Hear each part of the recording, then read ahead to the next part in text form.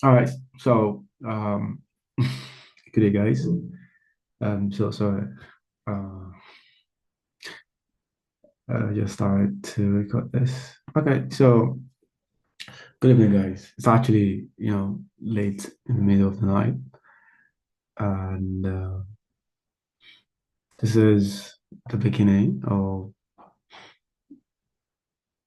I would say, the basics you should understand uh, this new course, which I label the flow in the algo.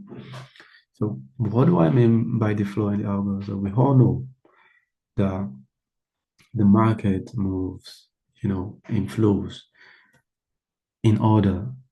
So, the process or the way in which price moves is what term as the flow.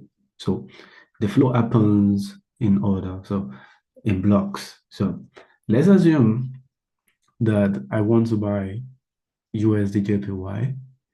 I have to wait for the flow. I have to wait till price gets into, the order. I just have to wait basically. So I can just pick the flow when price is at a premium when I'm supposed to buy at discount. So these things appear on the chart, even though you can't really understand the big figures behind them with naked chart. But I'm just going to, break it down in a way that you would understand to further, explain what I mean by the flow in the algo. So we have got USD here on this coin. So the first thing you need to understand is the demand and supply of basic market. So you can't really do anything without stocks. The basics is demand and supply. I mean, I've seen a lot of traders complaining about not being profitable, and that's because they don't really understand the basics. They don't understand the flow of the market. They don't understand the flow of the chart. I mean, a lot of people just go on the chart, pick a zone, and they just want to go ahead with it. They just want to buy or they just want to sell. You know what? That's in real sense, that's not what's happening. What's happening is actually more than that. It's more than what they are seeing or what they are looking at. So here today, I'm just going to explain to you the basics because this is actually the first video of this course. So I'm talking mainly about the basics, which is the demand and supply. I mean, I've recorded videos, classes on demand and supply in my previous, courses. You can go as far as 2020.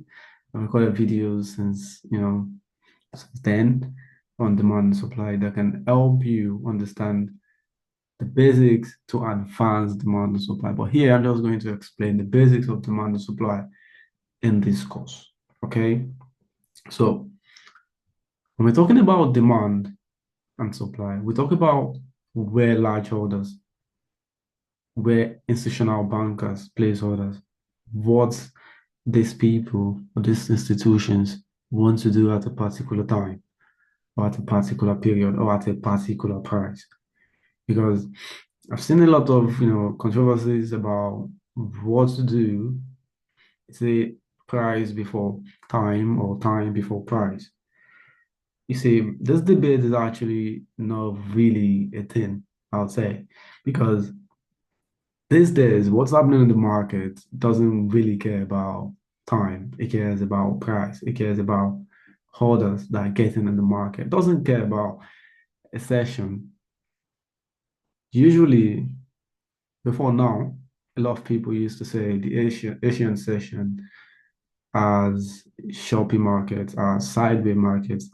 But lately, it's been one of the most profitable markets session in recent times.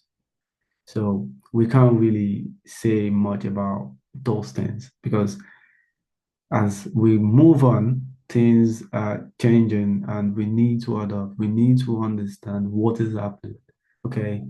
So I'm talking about demand and the flow of the algo. We talk about where large institutions are willing to place price, are willing to do whatever, either take profit or take loss or take positions. I mean, so let me just give an illustration about what I'm trying to say. So I'll explain in basics how to identify these levels and all that before we move into the second question. This is not supposed to be, complicated. Okay. So first of all, just going to do this. Okay. I'm going to move my chart just above so we can have a blank screen at all. So first of all, when we're talking about demand and supply, I've explained this before in my previous videos. We're talking about demand. What's a valid demand and what's a valid supply? So a valid demand goes like this. Say, I want to buy USD and I'm looking at the chart. Okay. I have this structure right here. Okay. I have this structure right here. Okay. So this is not just basic structure. This has been sponsored by something that's happened in the past. Okay. What do I mean by this? So just look at this. Okay. Let's do this. So now, before this level, prices, been trading whether like this or like this. Okay. So now we've got this level as a level. We've got that level as a level of demand, right? And we can see the price has, come into the demand level to kind of like, okay, this is a demand level. I have to react to it, obviously. Okay. So, and then the market the market try to react to the upside. And then all of a sudden, the market push back deeper into the demand level, more like it's trying to tell you, oh, I am going to take your stop loss. I'm going to take your stop. Sometimes it doesn't really go into your stop. It just kind of like scare you and you get chicken out and you want to close. You want to panic close your trade. So it goes like this and then it takes this level. Okay. It takes that level out and then it goes back upside to this level. And if this is happening on a higher time frame, you can just wait and then take 50% of whatever you mark, just using the Fibonacci. Okay. So I use the Fibonacci like this to measure that. I pick out the 50% of the level and I buy from there. Okay. That's basic demand. So the inverse of this is the supply. Okay, I'm just going to dive quickly into the supply level so you can further see how it's been illustrated. Okay, so let's delete this first of all.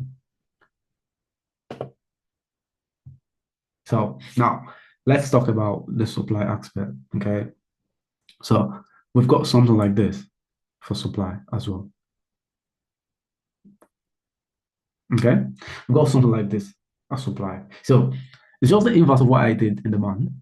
So we've got price moving like to the upside like this and all that. Okay, and look at it. We've got just okay. Sorry, I'm sorry about the word penetrate. Okay, so it kind of like get into that level, right? After getting to the level, it kind of like it sold a bit, right? And I went back in to kind of like tell you, oh, I want to I want to kind of like make you feel, shaken out from the street. But that's not really what's happening in reality. What's happening in reality is that orders getting filled at this level, more orders are getting filled. So if you're using bookmap for this particular trade, using the JPY features, you understand this better. But I'm not really talking about that here. Probably I think I got a video on that, but I can't really find them on my drive. So it's difficult for me. Maybe when I say it, I'll reference it to this video later.